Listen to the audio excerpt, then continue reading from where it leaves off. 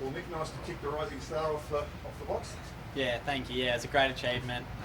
And yeah, I was really grateful to be awarded with it.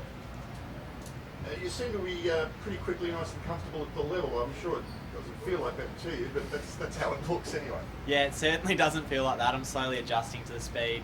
Obviously, it's a big step up, so slowly finding my feet. But yeah, it helps when you've got great teammates and coaches to help you find your way. What's been the biggest adjustment 3 weeks in now? Or is there anything that's jumped out from what you've dreamt about this moment for so long? Is there anything that sort of jumps out as the biggest change that you've experienced? I think obviously the crowd, which the last couple of years everyone has had to sort of deal with no crowds, and then that was evident on Saturday night when we got a bit of momentum, how loud our Collingwood fan base was, and then the other way when Geelong kicked a few goals, it was very loud. So just sort of we try and manage the moment, so keeping our head nice and calm during those moments. You've grown up in and around AFL. Has anything taken you by surprise so far? Taking me by surprise, yeah. Well, it's I've grown up in it, but it's still one thing to play the game. So now playing at the highest level, obviously, there's so many different adjustments. It's a lot quicker, bigger bodies. So yeah, as I said, I'm slowly adjusting, but enjoying it. Highest draft pick at Collingwood traditionally gets the number 35. How much are you enjoying wearing the old man's number, and are you going to lobby to perhaps continue wearing it throughout your career? Oh, yeah, no, it's been a huge honour to wear the number that Dad and Presty both wore. I think the legacy Presty left at the club was amazing. So it's been a great tradition that's kept going. And then yeah, hopefully we'll see what happens with the number in the coming years. But that's sort of at the back of my mind at the moment. I'm just trying to play good footy at the moment. Trying to get Dad to calm down in the box. No, I appreciate the support. I've told him if we kick a goal, let's just cool it for a bit. But yeah, no, he's one of my major supporters. He's pretty lippy as well. He was on the front bar giving you and your brother plenty of grief. What's it like around the dinner table? No, it's always good fun. Dad's very light-hearted. Footy's obviously something we take very seriously, but then we also have a lot of fun with it. So I appreciate that it is. Yeah, we have lots of laughs with our footy. Well, midfield spots up for grabs. Can you put your hand up and get in there? I'm not sure. I'd love to play midfield, but we've got numerous players that could sort of step in and fill that void. So hopefully I get a few minutes, but we'll just wait and see how that unfolds. Nick, how do you manage the expectations? I don't think there was more hype when you killed that in round one, and you seem to handle it really well. How do you handle all the hype? Yeah, well, I've sort of walked into the club with many other recruits, and we've all been treated the same. We've all had to work for our spot. There's several other recruits that are banging down the door for selection. So yeah, it's been great for me. I just feel like another player on the list, and a part of a really young, exciting group. So it's been exciting. What about playing with Josh? It looks like it's been a lot of fun across the first 3 games. Not everyone gets to play with their brother. Yeah, no, it's been great. It's always good fun seeing him kick a goal or pointing to him or even telling him off at one stage. So we have a lot of fun out there, and we enjoy playing with all the players. As a young player, what's been the take-out you've experienced most this week from sort of the fade-out on the weekend? I guess what's been the messaging from the coaching staff? And as a young group, what are you sort of taking to this week to make sure that doesn't happen again? Yeah, no, Fly's sort of reiterated that we just want to keep getting better. We take a lot of learnings from the game on the weekend. We're a process-driven team, not outcome. So although we couldn't take away the 4 points, which we obviously would have loved to, we took a lot of learnings from the game. We analysed it come Monday, and now we move forward and hopefully put those learnings into play in future games. Craig, what are your thoughts on the young fella so far? Oh, he's just been outstanding. The way he's conducting himself now, isn't he? He's such a mature head in these situations, and the way he's playing as well. He's playing above his age level at the moment. So we're wrapped with the way he's going about it. This, privately, we think he's been a rising star for a number of years. And pretty good news today. What's your reaction there? Yeah, look, we can't help but be excited by what's happening behind the scenes. Graham Wright's done an awesome job. Darcy signed for 6 years with all the other guys as well. So it's nice to get some affirmation that players want to play with us longer term. Does it give you heart that he's signed so early in the season? I guess he could have weighed up options elsewhere. He could have probably taken more money and explored the market. Does it give you good heart in what you're doing here that Darcy's committed and probably taken less than he may have? Yeah, I think Darcy's one of many that have said they want to be with us longer term, and that's what we're trying to set an environment where their players want to play for us. Darcy's an important part of the pieces of our jigsaw puzzle going forward. We're trying to win now, and then obviously trying to win for the future, and Darcy's signing is a big part of that. Can he be your next captain? I mean, a lot of the talk was around Tony Adams. Now that he's re-signed for so long, do you see him as a future captain? Oh, no doubting that. Yeah, I've said this openly before. I think we've got many guys that can step up and take over from Pendles. Darcy's the vice captain for a reason because the players have voted for him. So he's definitely got leadership. Captain Connolly's ahead of him, no doubt. What's the younger teammates' reaction to this news? It's pretty big. Yeah, no, it's amazing.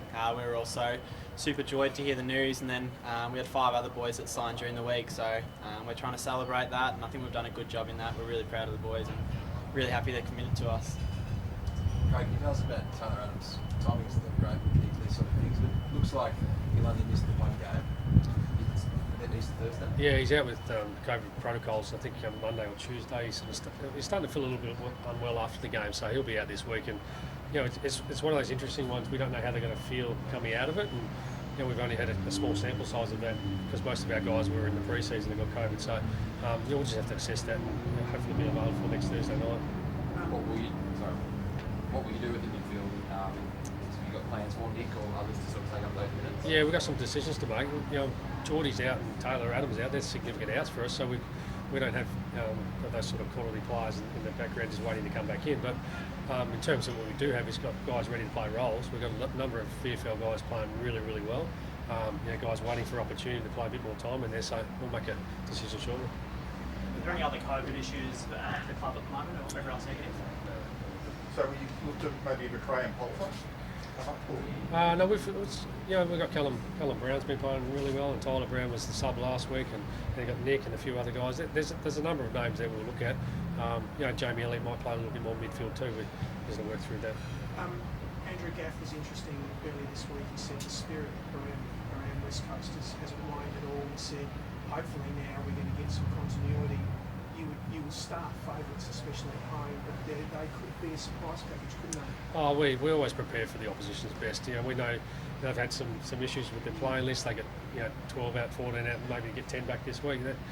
That's never easy, but we always plan for their best. And their pressure's right up there right now. One of the best pressure teams in the competition, so we're going to come ready for that. Will Roughhead come back in? He's available. Again, decisions to be made. He hasn't played any footy this year, so we're conscious of that. But he's a mature player, done a lot of work on his legs. So we're going to make some decisions. And Ash Johnson, is there a chance? Did you see him train today, Rob? Geez, he trained well. He played really, really well on the weekend. He's playing above the VFL level. We want all our players to play above the level. He's certainly doing that. He's asking a lot of questions at match committee about that now. Craig, there's a glitch with the coaches association votes the other day. Yeah. Darcy Cameron got 5, but that was corrected. But you must be thrilled with the way he's come in. Is he the one keeping Mason Cox out of the spot right now? Well, nothing's permanent, and he's getting an opportunity. I said to Mason and to Darcy, possession is 9/10 the law, and Darcy come on in the game against the Crows as sub and had 6 or 7 possessions quickly, and we just want to give him another chance, and he's done a little wrong in a minute. Just on the Medi sub, your comments yesterday on radio, we just wrote the dinner, he's on the same page. Is it something that the Coaches Association might spend a bit more time trying to lobby to Brad Scott and Andrew Dillon to try and twist the arm? Oh, we're just having constant conversations. I know Graham Wright had conversations early in the week just around, we had Steele cramping, he couldn't come back on. According to the rules, you can't come back on. So, we just asked the questions, and we're just waiting to see I think the game's going to evolve, it always does, and whether that's a little tinker, time will tell.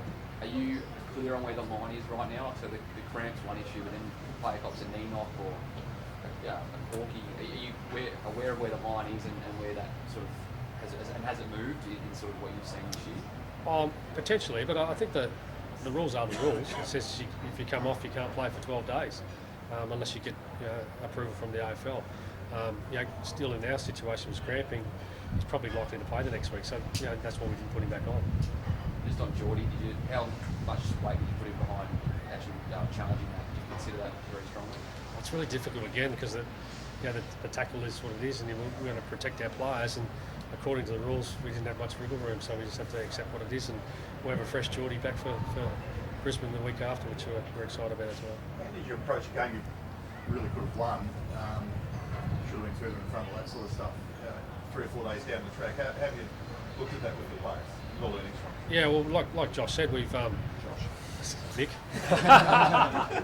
So I'm used to it. Yeah, like Nick said, we're constantly trying to get better, and we look at everything, whether it's a win or a loss. We look at opportunities to improve, and we've got certain parts of the game we didn't execute, and that's right. We go back and we try to do better that. We're going to work on that this week. Nick, is there any fine system when people get your names mixed up? No, definitely not for the coach. I want to get a game. Sorry. That's all right. Thanks, Phil.